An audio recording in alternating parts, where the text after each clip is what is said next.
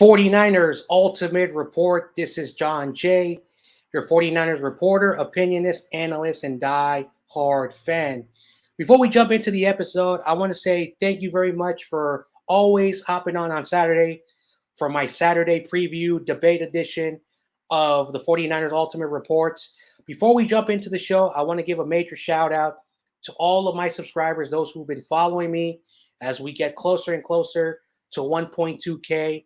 Another milestone of mine. I never thought that I would be this far in my journey, but I've met a lot of great fans, great people who, follow my content. So I want to say thank you to all of your great supports. So let's jump right into another episode. Man, look how the season is flying by. The Niners are getting ready for their 12th game of the season. We are 6-5, and we are playing against the Seattle Seahawks. So, my wonderful Saturday series is coming, closer and closer to fewer games. But I want to say thank you to all the great guests, especially my guest from last week. My last week's guest, Jade. She was also on my show twice last week. We talked Minnesota Vikings football. But now you guys know who he is. He's been on my channel. This is his third time. You guys have been following him, even if you're not a Seattle Seahawks fan. Let's just bring him in. He needs no more introduction. What's up, Steezy? Yo, what's going on, Jon Jay? How you feeling, brother? SCA, it's always great, being on with the faithful, being on with other, other content creators that cover other teams. It's always great to, be on, with you. But of course, people know who you are. People have been following. They know who you are. They know you from the round table. They've seen you, CG Ruthless and all the other, content creators like Jay and the Bay. But we've got some new followers. So remind everybody who you are, what you do on your channel. Go ahead, Steezy. Let them know who you are. Yeah, I mean, look, speaking of Jay and the Bay, I was actually just on the show just a couple hours ago. So for those of y'all that were tuned in there, thanks for doing that. Like he said, my name's Calvin Domingo, a.k.a. Steezy A. Smith. I not only cover the Seattle Seahawks, I cover the rest of the NFL as well. I cover the NBA, fantasy football, fantasy basketball. I've had baseball on my channel. I want to cover soccer. And eventually I'll start doing live streams and whatnot. But that's pretty much what I'm all about. You'll see a lot of Seahawks content on my channel, but I promise you it's much more than just that. But yeah, I'm over here in Seattle. I wasn't born here. I was raised here, but that's one of the biggest reasons why I side with the Seahawks. One of the biggest reasons why I also cover them. But like I said, I try not to show, a lot of bias, not too much bias in my content. I try to be as unbiased as possible. But yeah, that's pretty much who I am. Just a college student trying to make it. That's really what I'm trying to do. So, nice to meet y'all for those of you guys that are new. And Jon Jay, thanks for having me on. Yeah. As I mentioned, it's always great to have you on. Peo Time, Moral Tanaka, the guys from the NFC West, all the great other people. Being on the 49ers Ultimate Report is also, a good pleasure of mine because I get to have these wonderful, great guests on as we talk 49er football and Seattle Seahawks football. So I want to say quickly what's up to Steezy. I don't know if you know this guy, but this guy's a Bears fan. He's a small content creator. He is Joneth. Mm-hmm. How are you doing? He says, "What's up, man?" He does some good content, very knowledgeable of his Bears. So I always want to give him a shout out. I want to say what's up to David, my boy David. He's from Utah, and I know he's celebrating because his Utah team beat Oregon. So what's up to my boy David? It's Niners all day. All right, then we got Poppy Pablo 3X. It's been a while, man. How are you doing, man? I hope you're doing all right. I thought you disappeared, but what's up, Poppy Pablo 3X? He says, "What's up, Jon Jay? How are you doing, brother? Let's go 49ers, Niners." Yeah, shout out to this guy. This guy, I know all of my followers. I never forget who they are. So even if they're gone for 1 week or a month, I never forget them. So what's up, man? I hope you're doing really good. What's up to my boy Nick? He says, "Let's go, Shant Club NFL in the building." What's up, Nick? How are you doing? I hope you're having good. He's my international viewer. I think he's from the UK. I hope he's doing great as well. See, Jon Jay has fans from around the globe.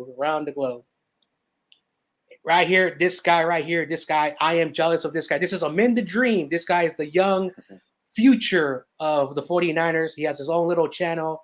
He says, "What's up, Jon Jay and Steezy? Check What's out up, his Amin? stuff." Yeah, yeah. I'm in the dream. I don't know how to reach him because I don't have a Twitter, but I want to get this guy on, but I'll figure it out. But thanks, I'm in the dream for hopping on. Luke Luna in the house. It's been a while, man. He must have been very, very busy.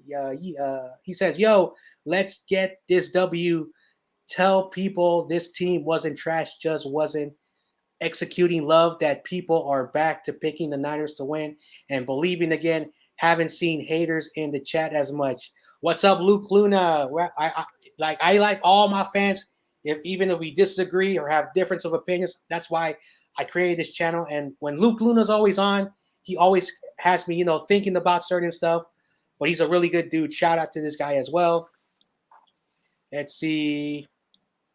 David says Shanahan hasn't ruled out Warner. Jay in the Bay thinks we shouldn't play him. I agree.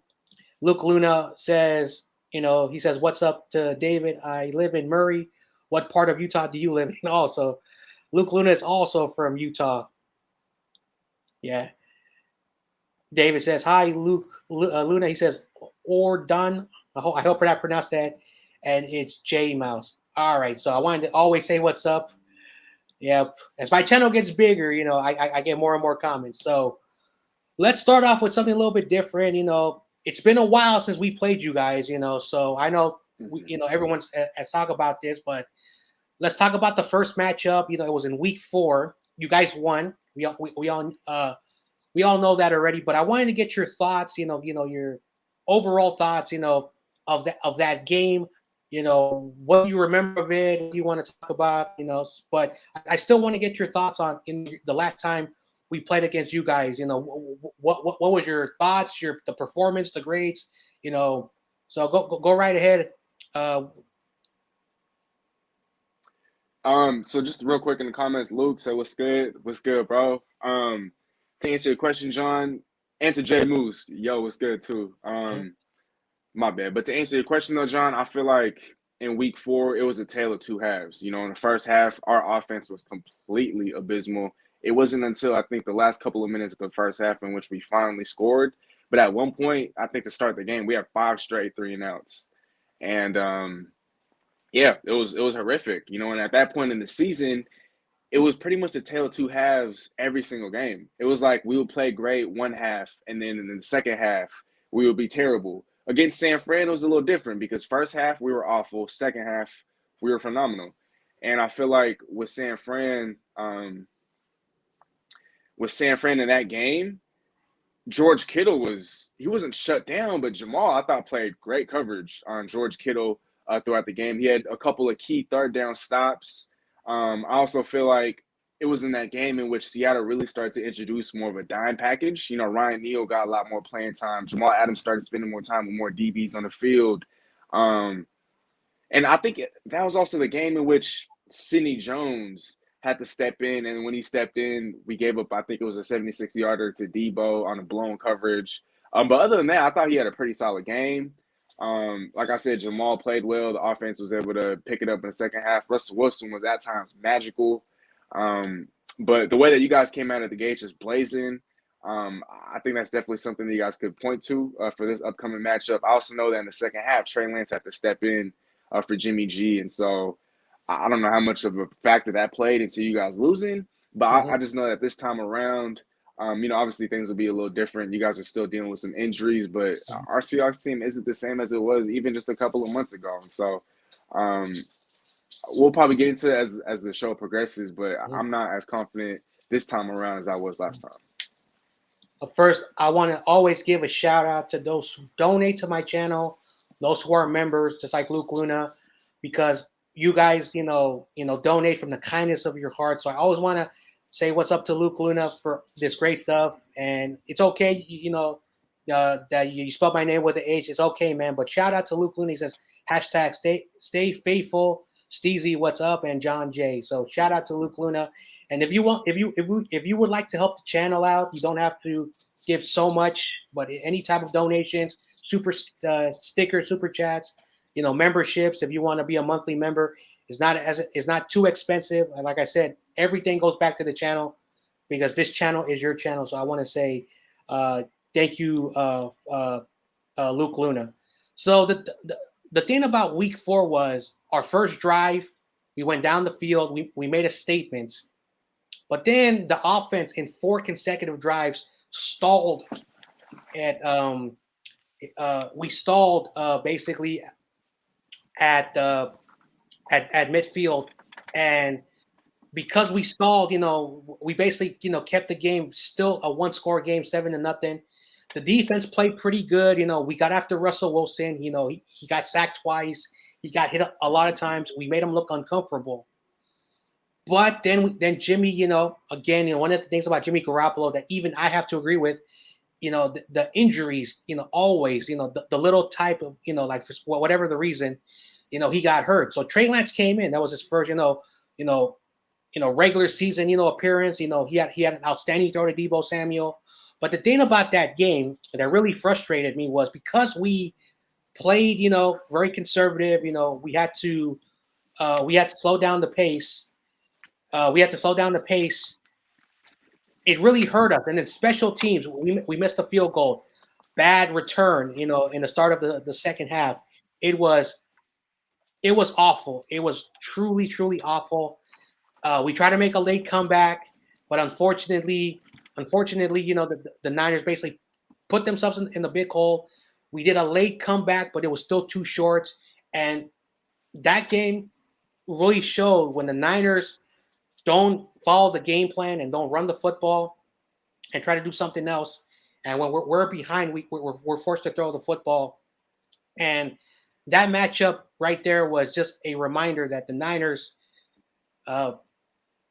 early in the year, we were just awful in general. We were just awful in general. So that's my thoughts on that game. But let's just move on and let's go on to let's talk about your game. Last week, everyone was talking about that late comeback. Unfortunately, it wasn't a comeback, but I want to know what a Seahawks fan reaction is. Now you guys I think are 3-8. You lost to the Washington football team. So give me your thoughts on last week's game. Just like with the season, it's been very, very, very disappointing. And however strong that word might sound or however strong that word might be, I feel like it's still somewhat of an understatement. Yes, I get it. Russell Wilson was injured, missed about a month. But for Seattle to be 3-8, for Seattle to be 2-6 with Russell Wilson as a starter, again, I also want to acknowledge the fact that, yes, he's probably not 100%. The finger injury is definitely not 100% healed. And I know it takes time for stuff like that to really heal up. But, at the same time, he said that he's good to go. He's been on the field for, weeks now, 3 weeks now. And he's been getting the practice reps in. He's been, putting the work in. He's been, healing as the weeks have progressed, even if it's not 100%. And he's out there on game day. And so I feel like if he's really truly injured to the point where it's going to hinder his play, the coaching staff would have either done something about it, they would have said something about it, or they would just pull him out. Because if he's really not good or 100% to play, then why is he even on the field risking it? And I understand he's Russell Wilson, and so if he wants to play, he's probably going to play as long as he gets some sort of clearance. But with that game, the way that it went, it was kind of the same thing, just over and over. It's been the same issues that have been plaguing, the Seattle Seahawks. We still can't convert on third down. I think we finished 4 for 12, but before the last drive, we were 2 for 10. They have one of the worst secondaries in football, at least statistically, and their play has taken a complete 360 from last year. That secondary was one of the more improving secondaries in all the National Football League, but this year it's taken a huge step backward. We weren't able to take advantage of that. DK Metcalf wasn't targeted until the second half, didn't get his first catch until the fourth quarter. Our pass rush, Daryl Taylor showed signs of life, but the pass rush still couldn't get after the quarterback. Russell Wilson was missing wide open receivers, missing throws that he usually doesn't miss, or he was actually just making throws that he's not usually accustomed to making. And so we saw him, miss a lot. We saw him overthrow guys. We saw him not look, for the open guy and instead force it to, other guys. We had no running game. It was terrible. For us, if it had to come down to Seattle having to win on an onside kick, we probably didn't even deserve to win that game. So that kind of evaporated our playoff hopes because before that loss, mathematically, we were still in the playoff race. We had about a 4% chance. And I know that doesn't seem like a lot, but, you know, with Russell Wilson, anything's possible. And with the Seahawks, anything's possible. But because we lost that, I mean, it's all pretty much all but over. I know mathematically we have about a 1% chance, especially if we beat you guys, that number probably rises just a little bit. But it's just been I just really can't – I don't have much reason now to give Seattle the benefit of the doubt until they start proving me wrong again. Yeah, you know, the thing about the game, like I didn't watch the game, but I always watch the highlights to evaluate. Like basically every time an opponent plays the following week, I always look at the matchups that they had. Washington, basically overhyped them because of what they did last year when they won the division with a 7-9 record. Because Ron Rivera is a really good coach. They still have a lot of issues that they have to look at. Not just on the field, but their organization. That organization overall doesn't really matter. But let's just look at the game. I think it was 17-15 the final score. And Heineke, is not a bad quarterback. He also has wheels. Solid. Yeah, he has wheels. Okay, so he really has the mobility, the arm strength. So he's a good quarterback. It's just that he's not going to elevate a team. The Seahawks, I don't know what's wrong with them, but since we played your defense again for some reason, and we're going to talk about it, is still whatever the reason, it's not the same after that Legion of Boom. And having issues, putting points on this team, that also struggles to put points. I don't know what the direction is, and we're going to talk about that in just a minute. But in my opinion about the Seattle Seahawks, I don't know what the future is for them because it's hard because the Cardinals look like they might win the division. The Rams and the Niners are still battling for a possibility of the division. So when you already have teams, that have winning records that are going to be in the playoffs, it's going to be really hard. So I do agree with, that situation that while a 1% chance, it's a 1% chance, but at the end of the day, it's not a 99% chance. So any final thoughts on the game last week before we move on? I'm just hoping for something different. Even if we don't necessarily come out with the W, I just want to see more fight. I want to continue to see resiliency, and I want to just see something a little different in terms of approach. Because obviously, with the way that we've been approaching games, it's just not working. 3-8. If it ain't broke, don't fix it, right? Well, if it is broke, it needs some fixing. Yeah. David says, we were looking for an identity for 8 weeks. True. Then finally we went back to what we do, run the ball. Yeah. I don't know what Kyle was doing in the first 8 games of the season.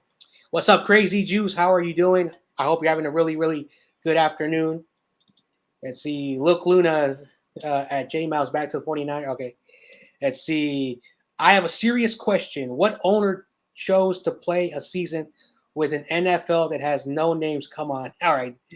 That's a different conversation, but that's something to really, scratch your head.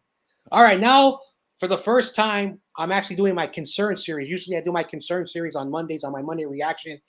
But I have some concerns about this team that for over a decade, they've been dominating that division. They've been going to playoffs. They went to a few Super Bowls, and since week 4, after versus the 49ers, the record is 1-6. Your only victory was against the Jacksonville Jaguars. Like everyone's beating the Jacksonville Jaguars. So, I know Russell Wilson, suffered a broken finger or a broken thumb, whatever, but, he missed some games. But besides, not having your quarterback, what is the concern of this team? What is the identity? What are you guys now playing for? Do you think, if you can't beat the 49ers, can you get some victories? So my concern is, as a 49er fan, I'm outside looking in, asking the question, what's wrong with this Seahawks team? What happened, in 2021? Everything, and I feel like a lot of these issues have been masked in the last couple of years, but this was we kind of had it coming to us. You know, it was overdue, just with the way that management has managed this football team in the last few years, with all the lackluster drafts of the last couple of years, with the lack of aggressiveness, not just in free agency, but also in games, you know, going for it on fourth down or, you know, just situations like that. Um, Seattle's the worst team in football on third down. It's been like that for years now. Seattle time of possession. They haven't won a single time of possession battle at all this year, and that's been a problem for the last couple of years. And I know time of possession can be an overrated statistic, but when you look at how badly Seattle is struggling, I think it's very telling. You also look at the offensive line it was already bad, or at least it was decent, but this time around this year it's taking a step back. Our best lineman, Dwayne Brown, not playing anywhere near the level he played at last year. Our best lineman, has taken a significant step back. Um, the play calling, very bland, vanilla. It's been like that for years. That's what makes me think that it's Pete who still has autonomy over the offense. It's not really Shane Waldron doing his thing. It's more Pete because the offense still looks the same. The defense, I kind of want to counter your point from earlier. You were talking about it hasn't been the same since the LOB, and that's true. You know, obviously that was a very high standard that they set, and it's going to be very hard to reach that bar. But Seattle's defense since week 4 or 5 has been one of the best in football, especially in terms of points allowed per game. I know Seattle's in the top 10 in points allowed per game. I know Seattle's also in the top 10 in terms of third down defense. And I know Seattle's defense is also in the top 10 in terms of red zone defense. And so there are a few positives. I think some of the things that hold this team back from being elite is the fact that they don't generate enough turnovers and they don't get after the quarterback enough. And it's a bend but don't break type of defense. And so what I mean by that is they allow a lot of things to happen in front of them. They give up the yards, but they don't give up the points or the touchdowns when it matters most. And so I think that's definitely a great sign. There's definitely playmakers on this defense, but I just don't think that they're all being utilized as best as can be. Jamal Adams, I think it's a great sign that he has more INTs than sacks. He has 2 this year to 0 sacks, and the 0 sacks is definitely a little concerning. He's not rushing after the passer as much as he was last year, but to see him kind of making up for it in coverage a little bit, you know, definitely that's a good thing. But Seattle's record being 1-6, I think part of that definitely, like you already alluded to, has to do with Russell Wilson, you know, having been out of lineup for 3 games. Because against the Saints and against the Steelers, if it was Russell Wilson instead of Geno Smith on those last couple of drives, I have no doubt in my mind we would have won those games. And so instead of being 3-8, Seattle could easily be 5-6, 6-5, 5-5, something like that. But obviously, you know, you can't play the what if game with the reality game. You know, it doesn't work like that. And so we can bring up all the what ifs we want, but we gotta just face what we're facing today. And right now, what we're facing is 3-8, and with the season potentially hanging in the balance, if it hasn't already hung in the balance, we have a chance to potentially move to 4-8. But I just don't have the most confidence in the world that we're going to do that against a red hot Niners team that's won 3 in a row. Yeah, you know, before I ask this question, you know, one thing about the Seattle Seahawks, when Harbaugh, you know, came into the 49ers, the Seahawks and the Niners rivalry never had the flair. But when because Harbaugh and Carroll had history when they were in college, and one of the things that you know made this history was the Niners defense was good, Seattle's defense was good. The 49ers offense was a run-first offense. At the time, Russell Wilson was not known throwing the ball like, you know, over 30 times. They had Marshawn Lynch. It was barely a similar type of team. Harbaugh leaves, and you guys dominated us, and your team was still really good, even in that era when we were horrible. Fast forward to now, and teams get older. Players get older. Players leave. You know, this and that happens. You know, and there are teams that they still know how to develop great defense. They still know how to develop. That's why Bill Belichick is the standard. Look what he's done. He's taken a young quarterback who I wasn't a big fan of, and he's made him serviceable because he knows how to get defenses. But for Pete Carroll, in my opinion, this is just my opinion, that because I think his time is done. You know, I think, he went through that cycle. They dominated for over a decade. You know, as I mentioned, they played in 2 Super Bowls. Good resume. You know, it's not like, a lot of Super Bowls, but maybe in my opinion, maybe the Seahawks have to look at what they have right now and what they can do for the future. And instead of changing everything, just try to retool a team to see what they still have. But at the end of the day, when you're 3-8, and I don't know what's going on in the media in Seattle because I don't cover the team, but I think that we're seeing the changing of the guard, in my opinion. I don't know if you agree with me or if you see it differently, but that's how I see it. So I want to get your thoughts. What do you think about that? No, I'm definitely. I think I'm a side with you. I feel like with Russell Wilson and Pete Carroll, there's this dynamic between the two, and where they're both trying to drive the boat. And there's only one person that could drive the boat, and I feel like they've been able to, kind of come to a small compromise in these last couple of years. But just philosophically, I think they're on different pages. And I think in terms of personnel, they're on different pages. In terms Mm-hmm. of how Russ wants to play football, they're on different pages.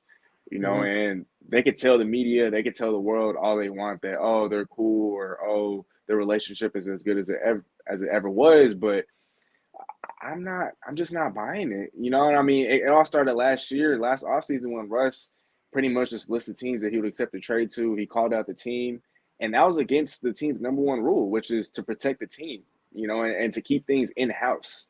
Mm-hmm. And so the moment that happened, I mean, you were just like, damn, this is weird. Like, like what is going on here in Seattle? Like, there's some sort of divide between franchise pillars, the Mm-hmm. quarterback and the coach. And, I just, obviously franchise quarterbacks don't grow on trees. That's Mm-hmm. just talked about ad nauseum. And I'd rather stick with, the franchise quarterback over, a head coach who's the oldest in the National Football League. I mean, I hate to sound like I'm discriminating because of age. I'm really not trying to go there, but it's just Pete Carroll. I mean, like I talked about with the drafts and all that. I mean, I just think he's kind of losing his touch as a head coach. He's still a player's coach, but I just think when it comes to X's and O's, when it comes to adjustments and whatnot, when it comes to managing games and being aggressive, I don't think he fits the personnel that we have in Seattle anymore. And he wants the identity to be a run first, smash mouth type of football team that will play, hardcore or strong defense, won't allow big deep plays, won't allow teams to run the football. But teams are able to run the football on us, and we can't run the ball. And so we have an identity crisis. We don't have one. We have a preferred identity, but we don't have an actual identity because what we want to do isn't exactly coming to fruition. And Mm-hmm. so, I'm with you, and I think at the very least, Pete should at least be stripped of his president of football operations power. If he wants to stick around as a head coach and give it one more go around, as long as Russ is cool with it, then I'm fine with it. But I'm not even super opposed to Russ leaving as well. Like, if he truly wants to leave, he doesn't want to stay here anymore, he can go too. We'll trade him and we'll just go through a whole rebuild. I wouldn't be Yeah. completely opposed to that. So. All right. So let me read this question. Steezy, has Jamal Adams lived up to expectations? And I think you put your thoughts in the chat already, but what are your thoughts Yeah. on this question? So far, I mean, I was gonna say, oh, it's too early to tell. Well, I did say that actually. But if I have to give an answer right now, I gotta say no. You make him the highest paid safety in the league, then you expect the highest paid safety to play like he deserves to be the highest paid safety. And yeah, he's not all that terrible in coverage. I don't think that he's as bad as his rep is. He's not the best safety in coverage, but he's definitely not nearly as bad as everyone likes Mm-hmm. to say that he is. And so I'm not seeing enough turnovers being generated. I know he has 2 INTs this year, but I mean, I also want to see some pressure. He's getting paid all that money because he's so good at getting after the quarterback. He's so good at creating mismatches and just being able to rush the quarterback. And he's so aggressive, and the energy, it's contagious to the rest of that defense. He's a leader, but I need to see either more turnovers. I need to see more pressure, and I just need to see more game changing type of plays. Because when you're getting paid that much money, I mean, and you got traded for 2 first-round picks, a starting safety, and a third-round pick, I need to see transcendent level play. And I've seen superstar level play, but I haven't seen transcendent level play all season long from Jamal Adams. Yeah. All right, so let's move on to some standouts. While your record is 3-8, I had the Jaguars on, and they got some good standouts. But let's look at the offense. We all know Russell Wilson, etc. So I excluded him out. Plus, also he missed a lot of time. So basically, these standouts, of course, these are 2 quality wide receivers. Tyler Lockett, 50 catches, 813 yards. So he's on the way to a 1,000-yard season. Only has 3 touchdowns. On the other side, DK Metcalf, 47 receptions, 650 yards, 8 touchdowns. When you look at this offense, and there are some standouts. Besides these guys, are there any other standouts that I have not, put on the list? Or do you want to talk about these guys? So let us know about your offensive standouts. I think another standout, I don't want to go too much into DK and Tyler just because, everyone talks about them. And so I'm pretty sure, if enough is already out there about them. I'm actually, going to bring out Gerald Everett, the tight end that we signed from the LA Rams. In his last 3 games, he's been targeted 21 times, and I've also talked about how Russ, it's almost like at certain times, he just neglects the middle of the field. He just neglects the tight ends and the running backs in the flats, the checkdowns, the short to intermediate stuff. He just neglects that from time to time. He'll, instead of throwing it to the open receiver in the flat or in the little curl area, he's looking to throw deep. He's always looking to make that Superman play. But in the last couple of games, ever since Russ came back, he's been looking to get Gerald Everett more involved. And when he was with the Rams, he was taken in the second round. And so he obviously has talent. He's 6'3", about 215 pounds. He's super athletic. His yards after the catch ability, I think, is phenomenal. Every time I see him get the ball in space, he's always able to make plays. He's always able to, navigate and just get past defenses. And so I love when he has the ball in space. I think he's very underrated in that regard. And I think that the more chemistry he's able to establish with Russell Wilson as the weeks progress, I think we're going to continue to see, the best version the best version of Gerald Everett, because that's yet to come. And I think that he's definitely somebody that you guys should look after, should watch out for. And if you guys want to double team or take care of DK and Tyler Lockett, take them out of the game plan, don't be surprised if Gerald Everett just pops up and, has a huge game, because he's kind of, I think, due for one. Yeah. And that's the thing about, I look at the standouts, but you guys, all the other great teams I've had on always, also talked about other standouts, because, of course, I'm outside looking in. Russell Wilson, Tyler Lockett, your running backs this season, the reason why I didn't put them on there, they're not, playing at the way, that I know you would like them to perform. And when I looked at Everett, while his numbers don't say much, as you mentioned, his targets are being, targeted more. They're looking at him more. So he's becoming another weapon, because these other teams are going after, your top guys. So it's always great when you have, third options, fourth options.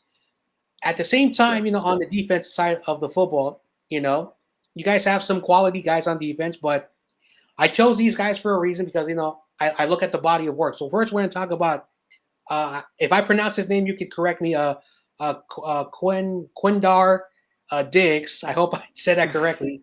I'm sorry. Quandre Diggs. Thank you very much. He has 70 tackles, 5 pass deflections, and 3 interceptions. So those are some really good numbers, to have. And people forget that the numbers don't really mean nothing, but those are some really good numbers to have. Jamal Adams, we talked about him. He has 83 tackles, 4 tackles for loss, 5 pass deflections, 2 interceptions. Some really good numbers. Does it all. Okay. And Bobby Wagner leads the team over 128 tackles, 2 tackles for loss, 1 sack, and 3 pass deflections. Looking at these standouts and other standouts, on this team, tell us about these standouts and other standouts that I have not put on here. So I've already talked about Jamal. I won't go too deep into that. Quandre Diggs, I think he's been one of the best safeties in all of football. He's a free safety. He's been our best ball hawk. And I think he's the only player in the NFL in the last 5 seasons to have at least 3 interceptions in a season 5 years in a row. And so even dating back to his days with the Detroit Lions, he's been a ball hawk. He's been our only ball hawk, really. He's really the only one able to generate those consistent type of turnovers. And, his run support ability, the way that he's such a hard hitter, he's physical. He's also a dog. I think that energy is also contagious.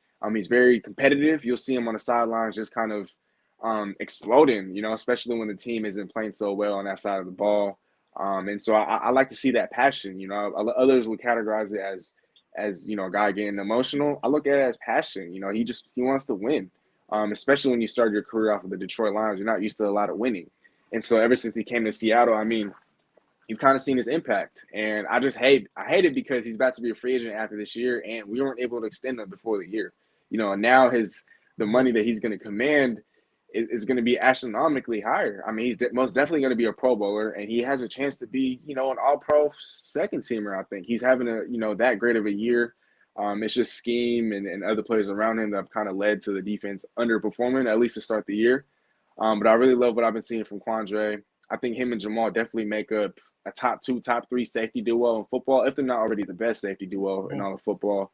And I think Bobby Wagner, I mean, the book's already been written about Bobby Wagner. We all know what he's capable of. I don't think he's no longer the best linebacker in football. I think he's definitely taken, a couple of steps back. He's not as agile as he once was in coverage. He's not as fast as he once was. He can't keep up with everybody like he, was able to before. But he's still top 3, top 4, top 5 at his position, even at his worst. But another standout I want to talk about, Daryl Taylor. He's been easily our best pass rusher. He's always getting pressures, but sometimes he's just unable to finish, and you can tell he's still a little bit raw as a pass rusher, but this is essentially his rookie year. Last year it was kind of wiped out because of an injury, but this year I think he's really putting on. A lot of teams are starting to double team him, and so he's really been the brightest spot in terms of our pass rush because our pass rush really has been non-existent. Even when we send pressure, we're still not really getting sacks like that, and so I think Daryl Taylor, I think he's a future 10-plus sack type of player in this league. I think he has a lot of potential, and I think that as early as next year, we can see him really break out and become that Pro Bowl type player that I know he's very capable of. I want to say what's up to my boy Corey Davis. How are you doing, man? He says hello, Jon Jay and Steezy. Corey the man. This guy, I wish I was Corey Davis. He's the coolest guy, in my opinion. So shout out to him. Also, David says Diggs and Wagner are good players. I like DJ Reid to cut him was horrible choice by the 49ers brass. Let's actually have this conversation about DJ Reid. Is he still on the team? Because I haven't heard a lot about him. And what has he done for you guys? What has he done for you guys? Oh, yeah, no, he's definitely still on the team, bro. He's been a starting corner for pretty much the whole year. He missed the game against the Cardinals, but he's been real solid. I mean, ever since I think we moved him back to the right side of the formation, he's been playing like he did in the second half of last year. He's been a revelation. He's been a steal. And definitely when his contract is up, I think after this year, he's going to have to get paid. So I like what he's been bringing to the table. He's about my height. I think he's about 5'9", and so he's not the biggest guy on the field, but he definitely plays physical. He plays a lot bigger than what his height would tell you. And I think he's very adequate in coverage. He's always doing his job. Run support, he's able to do his thing. And so, I love what he brings to the table.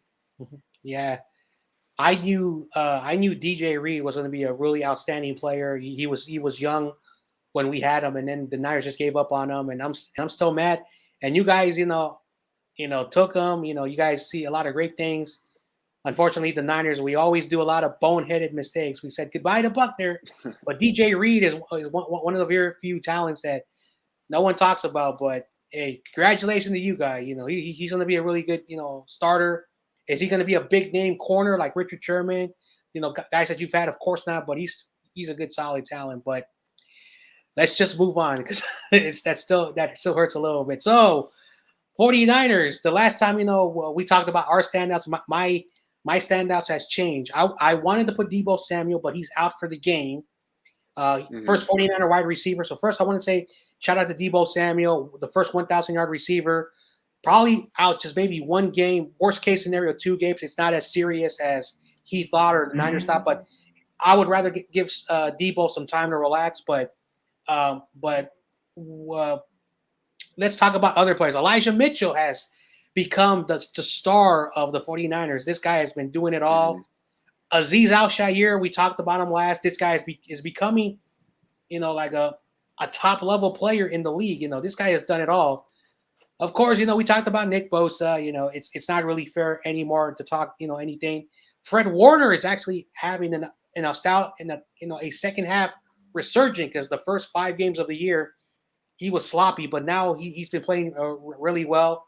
George Kittle has become a factor the last 4 or 5 weeks now, and while last week he did not have the big catching numbers, he's been helping that run game. So, any thoughts on any of these players that you would like to talk about?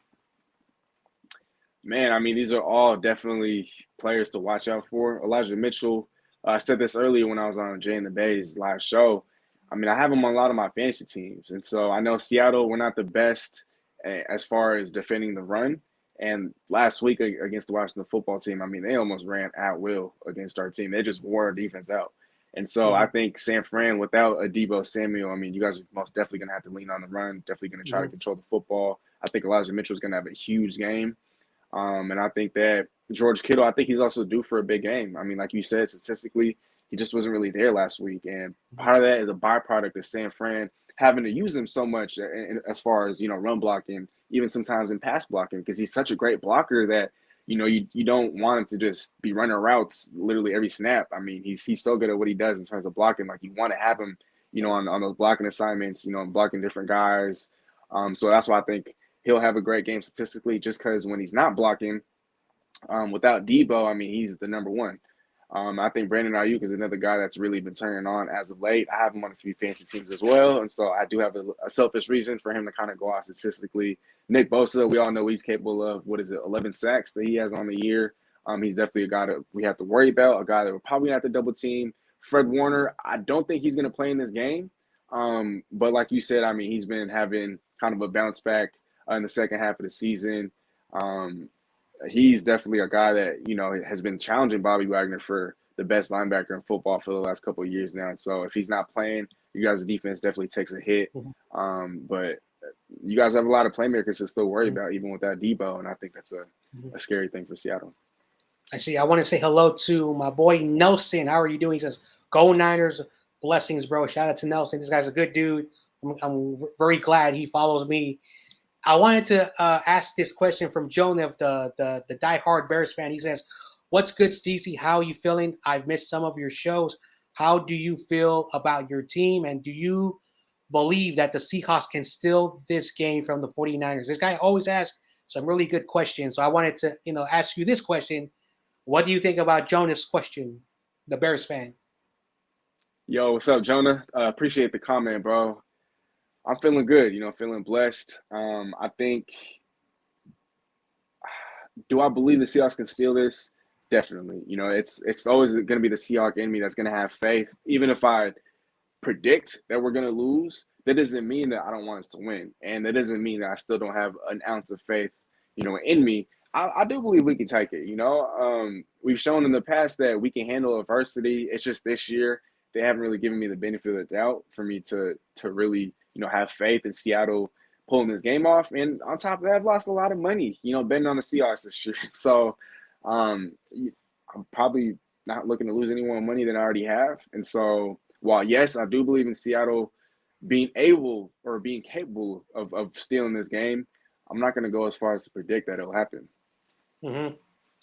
All right. So my thoughts on Elijah Mitchell, and during his combine, well, there wasn't a traditional combine. It was basically, scouts went to the schools and did individual school combines. And one of the things that our running back coach really liked about Trey Sermon was his speed.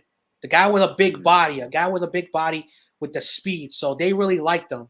Unfortunately, there were other better running backs with them. So he had a late round grade, or between 5 and 7, and he was our last pick. So he's become a really good running back. And one thing about Kyle Shanahan, which I think that he's not a quarterback guru. I think their coaching and their scheme always develops great running backs. So it doesn't matter where they find them.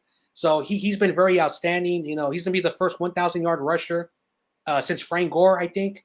I don't know the last time. I'm going to say Frank Gore, but I can't think at the moment, which is going to be really good. Azeez Al-Shaair, like against Kirk Cousins, it shows you how he could drop back for the pass game and got that interception. Almost took it in for a touchdown, but as I mentioned, he's extension of the run and pass game. Nick Bosa, I'm going to be cocky. I think he's the defensive player of the year, in my opinion. I'm just being cocky. That's how good he's playing. Fred Warner finally is, stepping up his game. He's playing like that contract. He's playing like last year. He has that confidence back. And George Kittle, he's a tight end. He's not a wide receiver, but he can catch, 5-6 catches a game. But this guy in the run game is very, fantastic. So these great standouts that the 49ers have. Of course, I want to talk about Deebo. This year, I haven't talked about Jimmy Garoppolo, because not because he's been playing horrible. Is that Jimmy is consistently he's average. He does what he's supposed to be doing. So there's not a lot to spotlight about him. That's why I've been getting some comments. Hey, why don't you talk about Jimmy? But I give Jimmy his credit. But these are the top standouts in my opinion. So before we move on, are there any last comments or thoughts on these players? I think that's enough praise for the Niners for now. Yeah. No, I'm joking. Mm-hmm. All right, because he doesn't want to talk. All right, whatever. All right, here comes the part where I'm basically shaking my head for you because what has happened to this team, and we're going by the numbers. So let's talk about the defense, and we're going to talk about the offense. Pass defense at the bottom, and run defense near the bottom. Tell us what the number does not tell us, or are the numbers telling the truth? I think for the most part, the numbers are. The passing numbers, though, I think that's a little bit that doesn't tell the full story. Just because in the first 4 or 5, maybe 6 games of the year, the defense in terms of the pass defense was giving up huge chunk plays, game in and game out. But ever since Trey Brown, who has recently been diagnosed with a knee injury that will knock him out for the rest of the season, when he was inserted into the lineup, I think it was in week 6 against the Steelers, the pass defense really started to pick up its play. It started becoming stingy. It started giving up less big plays. And so I think part of the reason why that number is as high as it is because the numbers were so astronomically awful the first couple of games that it's kind of overshadowing just how much better the numbers have gotten recently. And so the pass defense has definitely taken a step forward. Even without Trey Brown in the lineup, I think DJ Reid has been holding his own. I think Ugo Amani's been solid as a nickel corner. I think Jamal Adams has stepped up. I think Quandre Diggs has shown his worth. And so I think if you really pay attention to how the team has been playing the last month or so, especially defensively and in the passing game defensively, it's definitely stepped up. And so I think that number isn't super telling. Yeah, and one of the things that I've learned in this this year, this journey, is that the numbers don't tell the full picture. Yeah, 274.1 yards allowed is 31st ranked near the bottom, meaning that's the yards that you guys allow per game average. Your run game 24th in the league near the bottom, 125. That's how many yards. So the teams are putting up the yards on you guys. At the same time, we looked at the stats and the players that you guys have on. So, the numbers do have something to talk about. But overall, as you mentioned, the team, is this a Seattle team? You want to say we have a great defense? Of course not. You're not going to say that. But at the same time, your team is battling through against the Packers. You only gave them 17 points, but you guys could not score. Things like that. Against Washington, you guys put 15 points, but that last touchdown was almost near the end of the game. So it did take your team time to put points on the board. Your defense, hasn't been giving up a lot of points, but they are been giving up a lot of yards. So that's the defensive side of the ball. Now go to the offensive side of the ball. 26th, in the league, and I'm gonna account because of your quarterback, missing several weeks. Your run game averaging less than 95 yards, almost 93 yards, 25th in the league. What's going on? Besides Russell Wilson not playing, what's going on? I mean, I alluded to this early in the show. Offensive line, it wasn't the best before, but it definitely wasn't this bad.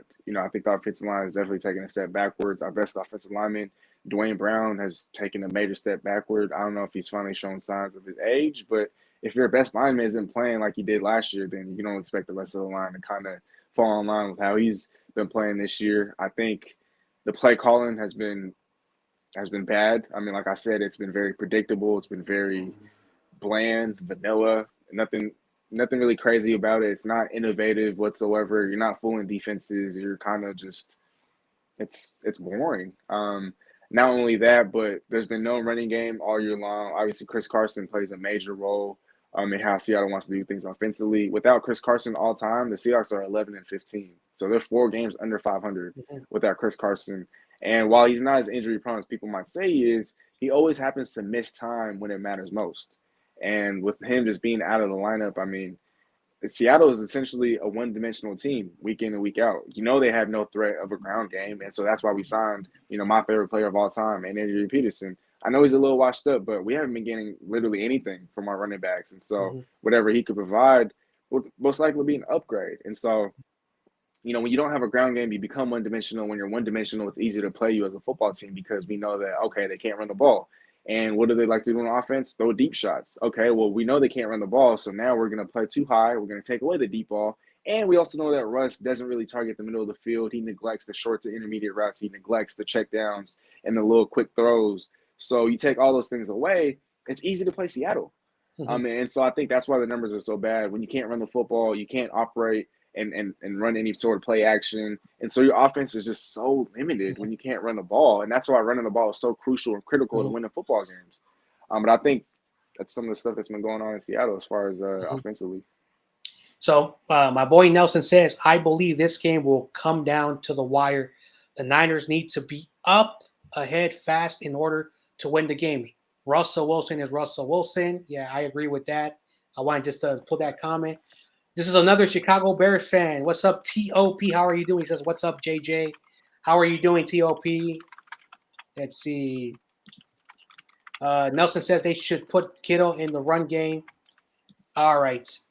Jonas says, Steezy, even though your team has been plagued with injuries constantly every year, your defense still plays hard. How many more players are you away from being at least a decent team next year? So I don't know how do you respond to that question?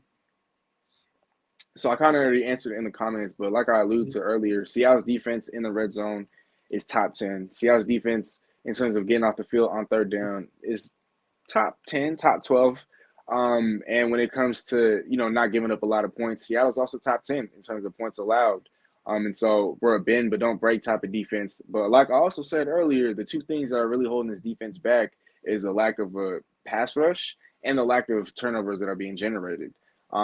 Seattle just doesn't really force that many turnovers. And when you're not an elite defense, you want to force turnovers because when you force turnovers, you're able to mask deficiencies on defense. And so because we're not necessarily getting turnovers, our biggest weakness is being magnified. We can't get after the quarterback. Last year we ended up finishing 7th in the NFL in sacks, I think with 46. And so this year we're like bottom 5 in terms of the total sacks. We're getting some of the pressures, but we're not finishing. And so if we get, another pass rusher, if we were to get just another ball hawker, I think our defense could potentially go from good to being great. Yeah. That, like as a 49er fan, I can say when it comes to injuries, it's not fun. And it's been going on for at least 7 seasons. And it's not fun when everyone is on IR. So that's just the reality.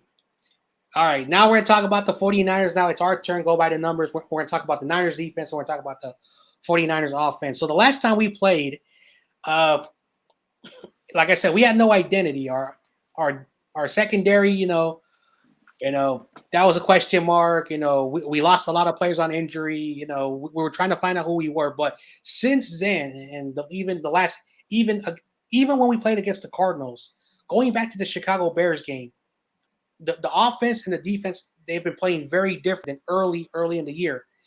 On the defense side of the ball, this number does, have a question mark.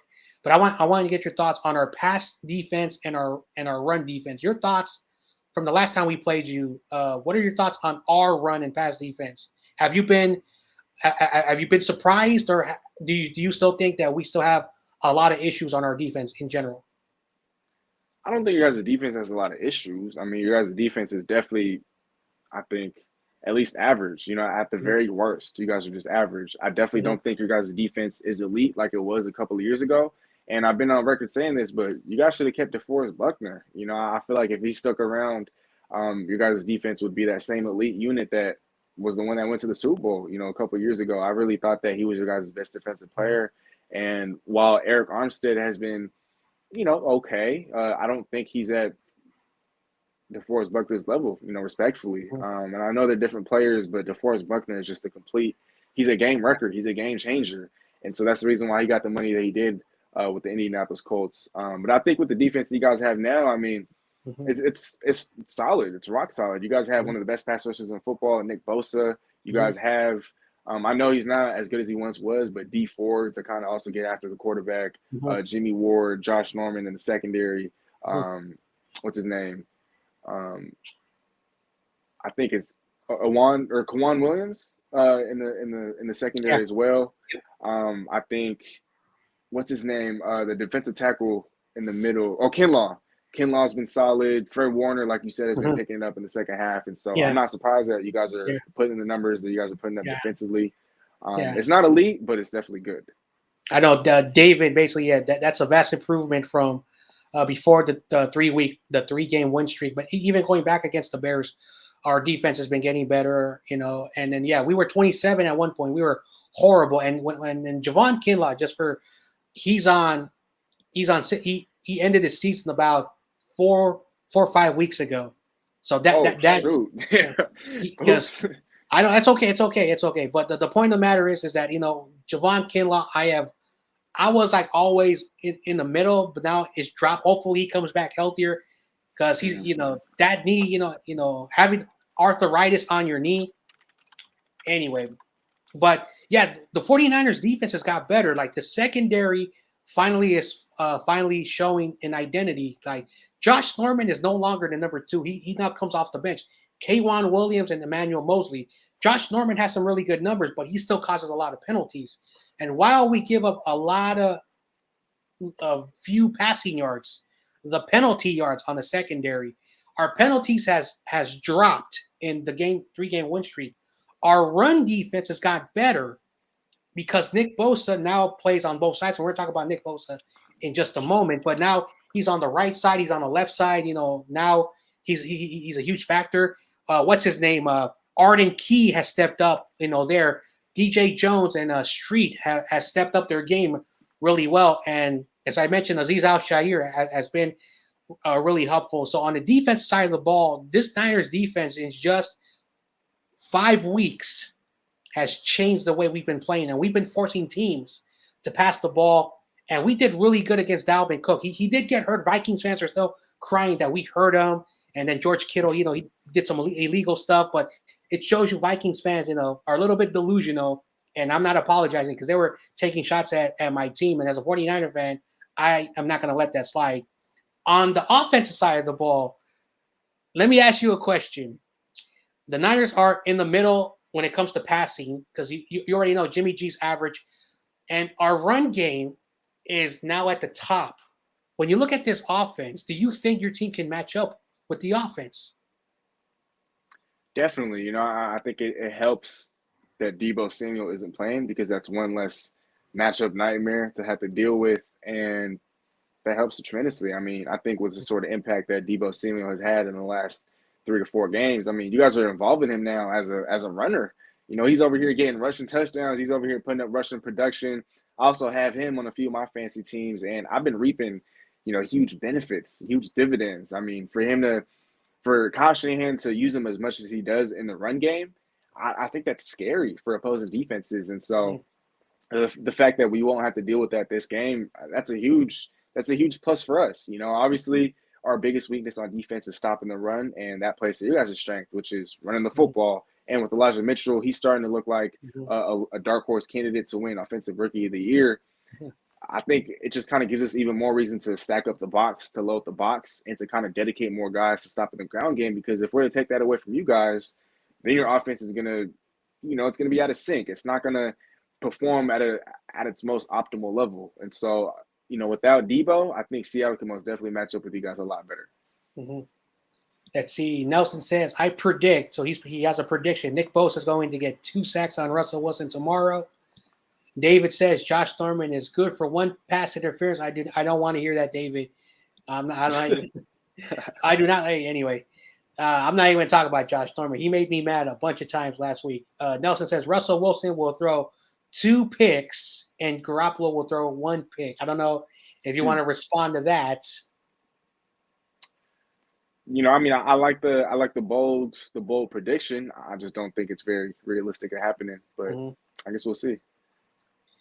Overall, the offense has really changed because I encourage my fans and you to watch the interview that I posted on my channel, my upload on my channel, where Kyle Juszczyk is talking about how everything works out. That they can run the football 100 times, but if you're getting 1 yard, you're gonna be in 3rd and longs, and you'll be punting the football. So, but Kyle Juszczyk said something very important. As long as the running backs are getting like 3-4 yards each carry, Kyle is able to basically trust Jimmy on the 3rd down and shorts on the short stuff, even on the 2nd and short.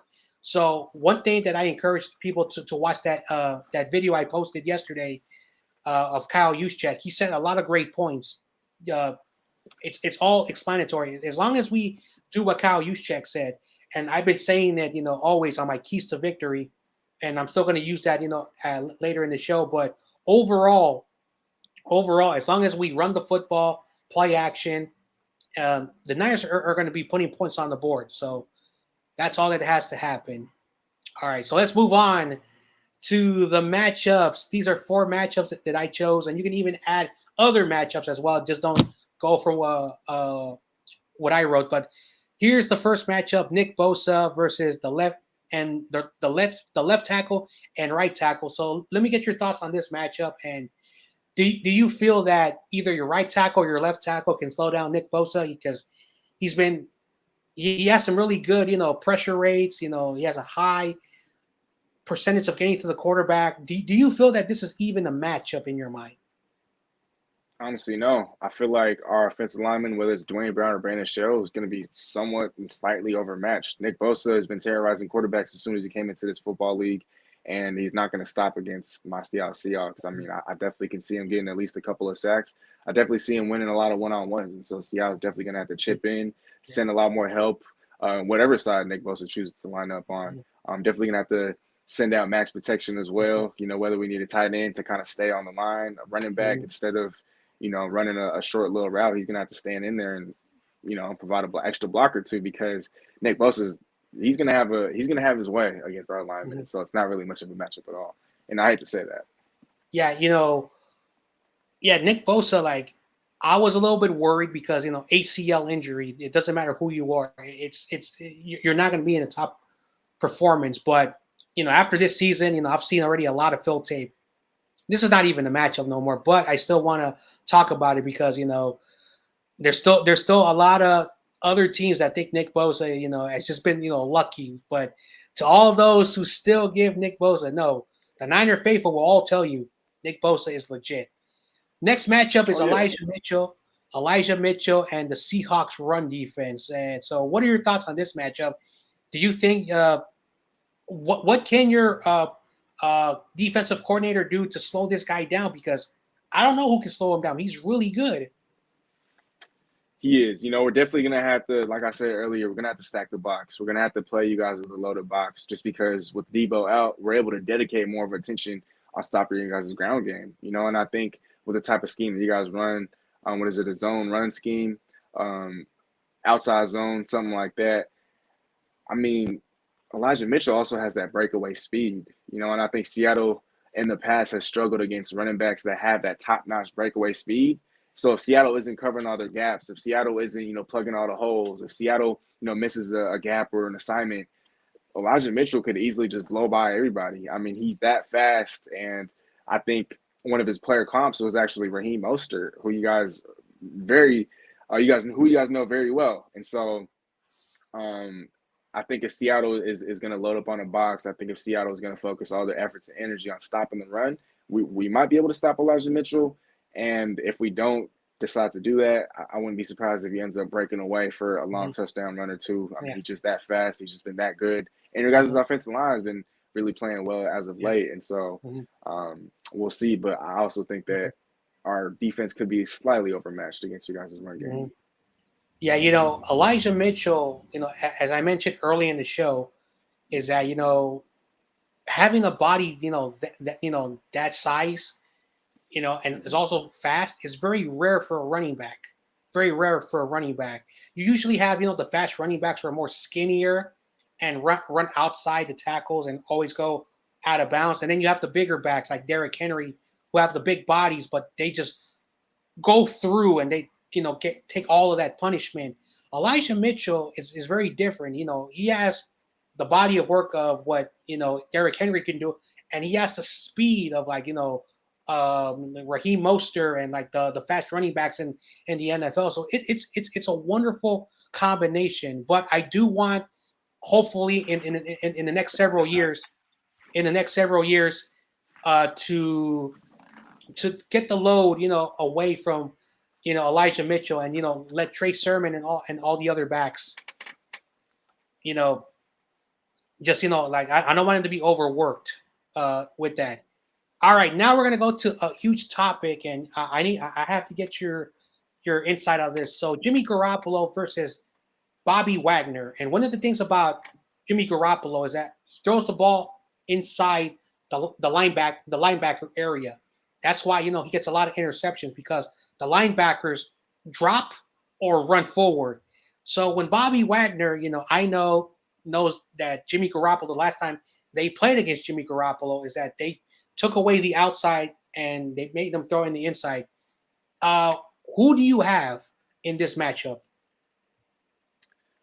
This one's tough. I'm gonna go with Bobby just because with Jimmy, like you said, he's not really the type of quarterback that's gonna throw outside of the numbers as often, and especially without his number one target in Deebo Samuel, we're probably gonna see more shorter throws. We're gonna see more throws inside. We're gonna see more throws in which he gets rid of the football quickly to kind of get the ball into the hands of playmakers in space like Ayuk or George Kittle. And while I did say earlier that Bobby Wagner is kind of taking a step back in terms of his coverage, he's still a great linebacker in this league. And when it comes to, when we blitz, he's always, one of those guys that you want to watch out for just because he's still so explosive in terms of getting after the quarterback. Whenever we do blitz, he just kind of fires and shoots out like a missile. And so I think Bobby Wagner wins this one. I mean, Jimmy G, he's not terrible. He's not awful. I think he's definitely a starter in this league, and I definitely think he's an above-average quarterback. But missing his number one guy, I mean, I definitely think that's going to affect him just a little bit going up against a linebacker like Bobby Wagner, who can be very physical and intimidating. I'll give it to Wagner. Yeah, one thing that it is true is that I saw Greg Cosell, who I'm a huge fan of because he actually is very intelligent and how he watches film, and he says that Jimmy Garoppolo has 5 qualities of quarterback, shows you unbiased. But the big things that he does is he throws through the numbers, basically the hash marks. And a lot of quarterbacks, they don't do that in the NFL no more because the game has changed. Throwing through the hash marks are the hardest thing to do. Throwing through the numbers, throwing through the linebacking area. And when Jimmy gets the ball out quickly, the linebackers don't have time to drop back or run forward. So that's the thing that, Greg Cosell, what he sees. Bobby Wagner, is he the linebacker he once was? Of course not. But he's still a dangerous guy. And one thing that I do know about Bobby Wagner, because I've seen Bobby Wagner every time we play the Seahawks. For some reason, one week against another team, he looks awful, but against the Niners, that's why divisional games are very, very cutthroat. Nothing is for certain. So I think Bobby Wagner will play Jimmy, really well. But I think because of the way we have the game plan, I think Bobby Wagner won't be a factor. So I will give, Jimmy a bit of an edge, in my opinion. And last but not least, Russell Wilson. And maybe some of the 49er fans may be thinking I'm a little bit, over my head, but against the run defense, because he's able to run around, does he have the same speed like he once was? And then against the pass defense, when you look at the Niners defense and Russell Wilson, who has the edge? Does Russell still know how to torch us? Or do you think the defense have finally caught up to him? I think it really go either way. With the struggles that he's exhibited in these last couple of games, this could very well continue. But like I also said earlier, that San Fran defense is good, but it's not elite. And so when you look at that and the fact that Seattle's season is I guess, kind of hanging in the balance, just because there is still, a chance for them to mathematically make the playoffs, they're still in it. And as long as they're in it, Russ is going to, will the team, or he's at least going to help his team fight. And so those things being said, I'm going to go with Russ. And I know I haven't had the most confidence in him or the offense or the team lately, but something tells me that he'll have his best game yet, at least coming back from injury. So I'm going to go with Russ. Yeah. I want to say to David, every team either chips Nick Bosa, double teams him, and he still gets the job done. Yep, that is true. Nelson says, let's hope that there is no injuries on the teams. We need a healthy 49er team. And yeah, injuries can still happen. There's still one thing about the 17-game schedule. A lot of people think, oh, it's just one game. No, if you've never played football, you could tell people who never played football saying that it's just one game. But yeah, injuries are part of the game. All right, now we're getting closer and closer to the end of the show, but we have a few more segments. So let's talk finally keys to victory. So you go first. What are keys to victory for the Seattle Seahawks to win against the 49ers? I know it's been tough, but we got to establish some sort of run. I mean, like I said, the offense has been way too one-dimensional. Like, teams know we want to run the football, but they also know that we can't run the football. And so I know Adrian Peterson, he might look like he's washed up. He doesn't have what he once used to have as far as his, talent, being a running back. But I just want to be able to establish just a threat of a run. I want to run the ball early, and I want to run the ball not into walls, but I just want to be able to show that, we still can run the ball, just so the defenses can respect us and not play us so one-dimensionally. So establish some sort of run, utilize the different guys that we have. I know we have injuries.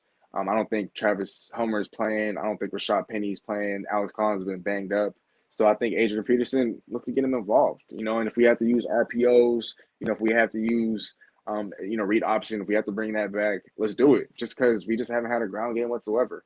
And then another key that I have, I think really just we got to load the box. You guys have been thriving in the run game. You guys have been, winning because of ball control. You guys have been dominating time of possession. You guys have been, taking up a lot of clock. Jimmy Garoppolo has been efficient. But without his number one target, you guys are most definitely going to lean on Elijah Mitchell to run the football. I think if we load the box, we try to take him out of the football game, I think that gives us a better chance of winning the football game.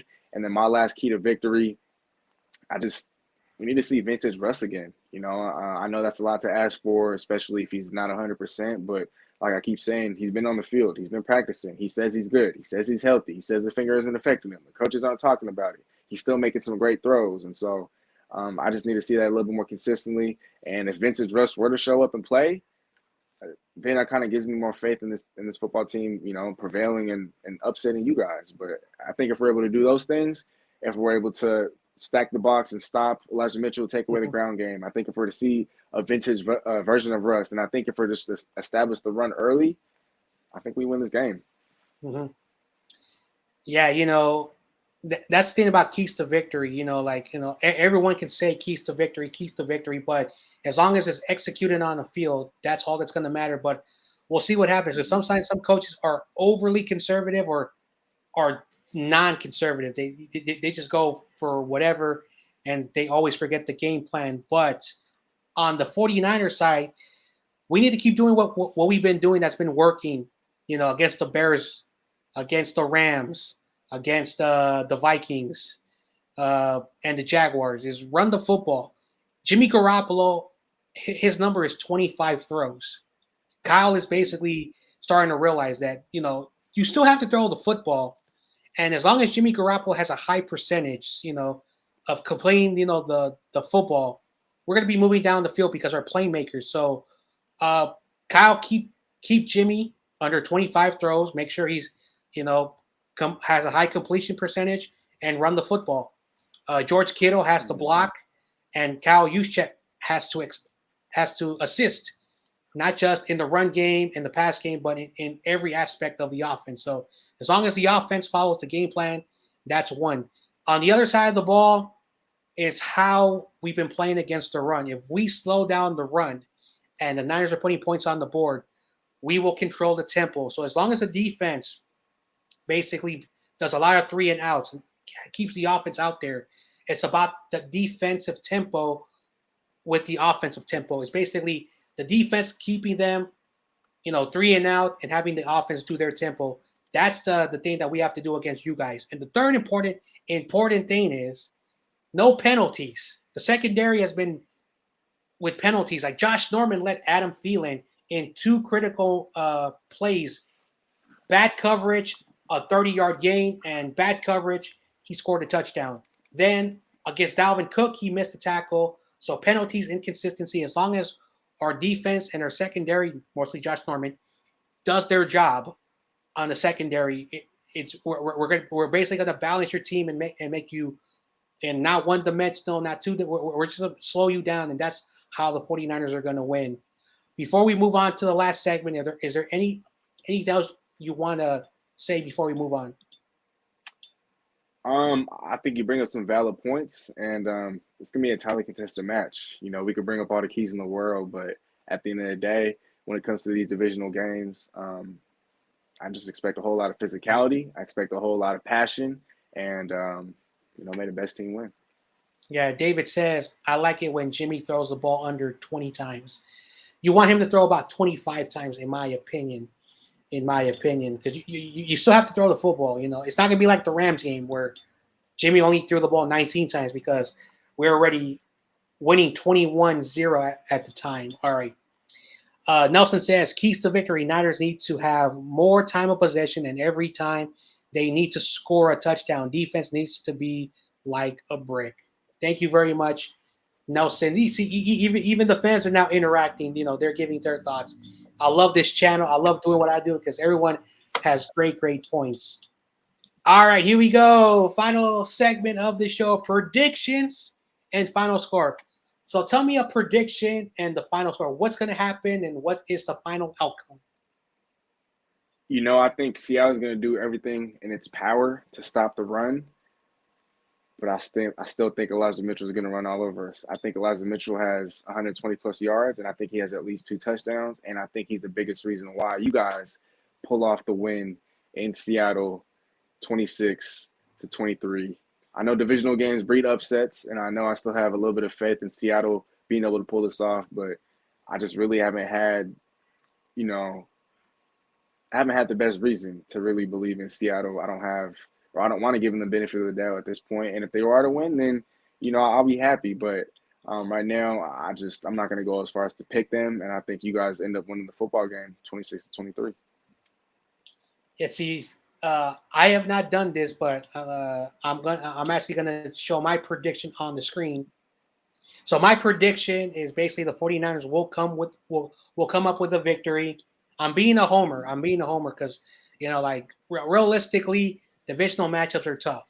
Just because you guys are 3-8 does not mean, even though you guys have lost and you've been outscored 57-28, you've only given up 57 points in the last 3 games, which is pretty good against the Packers, of course, Washington football team, and I forgot the other team you played. But when you're not giving up a lot of points, but your team is struggling to put points up, I believe that your team is going to have it. Yeah, the Cardinals. I do believe that you guys are still going to have issues putting points on the board. You guys are still going to score points on us because we do have a lot of issues. I do think the 49ers will probably score 26 points, and it's going to be a 1-score game. It's not going to be, in the 40s or in the 50s, for both teams. I do think it might be even. It might be even tighter. It might be even less than that. But because the way our running game has been performing, I believe that this is a quality score. It might be even closer, 26-23, but I have 26-20. And now it is the fans' turn. Let me know what you guys think. What is your final score? What is your prediction? I know there were some predictions that were put up earlier, so I'm going to find them and put them up right here. This came a while ago. J.R. Meadow says Niners 38, Seahawks 23. So that's one prediction. Oof. David says, I'm sticking to the 49ers 21. And of course, he's playing a little goofy joke, the Sea Chickens, Seahawks, the Seahawks, 21. But he likes to he would like to see the 38-23 score. Of course, every 49er fan wants to see a blowout against you guys. So, yeah, so that is my prediction. So let's see what everyone says. But before we go and before I look at the chat, before we go, I want you to remind everybody who you are, where they can find you, your social media platform, and one last time, Steezy, let them know who you are. Yes, sir. As always, John, thanks for having me on. Truly a pleasure. I definitely always have a great time. I always look forward to these. I always look forward to, our conversations. And, again, I can't thank you enough for bringing me on as a guest. I can't wait to eventually start up my own live streams. Definitely going to be looking to launch that before the end of this year. And so that being said, look, it's Steezy Smith checking in here, y'all. If you guys aren't already subscribed, please, subscribe to my man right here, 49ers Ultimate Report. Follow him on Instagram, 49ers Ultimate Report. Drop a like, drop a comment, share this video with your family and friends. Let's put it out there before the game tomorrow. And then once you guys do that, then if you want to find me at Steezy Smith, Steezya Smith. I don't only cover the Seahawks, like I said. I also cover the rest of the NFL. I talk NBA, fantasy football, fantasy basketball. There's some baseball on the channel. There's some boxing on in there. And so we're versatile, in the world of sports. If any of that interests you guys, definitely be sure to check me out. Once again, at Steezy Smith, Steezya Smith. It's been fun, and like I said earlier, may the best team win. Go Hawks. Yeah. Eric says, and what is up, Eric? How are you doing? He says 35-10 49ers. All right. I think Eric has more confidence than me, but shout out to him. There are football 49er fans who, they are football fans who are more confident than me. I'm very, very cynical. I'm very, realistically, I have to really be really, I don't jinx our team. I try to be as calm and collective as possible. But with that said, everybody, I am Jon Jay, the guy over here. So this is Jon Jay. This guy over here. This is Steezy Smith. Go to YouTube channel and all his social media accounts so you can follow this guy. But with that said, everybody, thank you very much. Shout out to Luke Luna for the $2 donation. But with that said, everybody, I'm Jon Jay, and this is the 49ers Ultimate Report. And before I go, I have to say, 49ers, best team in the NFL. Anyway, you guys have a good rest of your